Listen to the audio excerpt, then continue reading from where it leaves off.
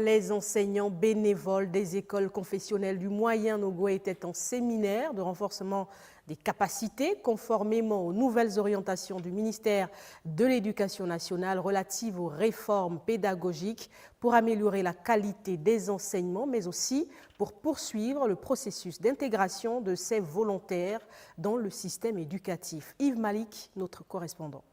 Des bénévoles du Moyen-Nogo et des autres confessionnels, plus que jamais à l'école des nouveaux outils pédagogiques sous la conduite des experts dépêchés par la tutelle ministérielle pour une meilleure formalisation. L'éducation nationale aujourd'hui est engagée dans des réformes.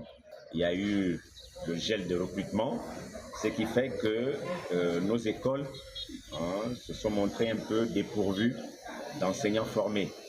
Alors donc des bonnes volontés ont dû prendre des relais. C'est cette catégorie de personnes-là qu'on appelle les bénévoles. 5 jours d'apprentissage pour des modules bien variés. On prend le plein pied sur l'approche par les compétences, donc en se focalisant sur les 3 didactiques. Donc nous avons la didactique de mathématiques, la didactique de français, la didactique de l'EDM.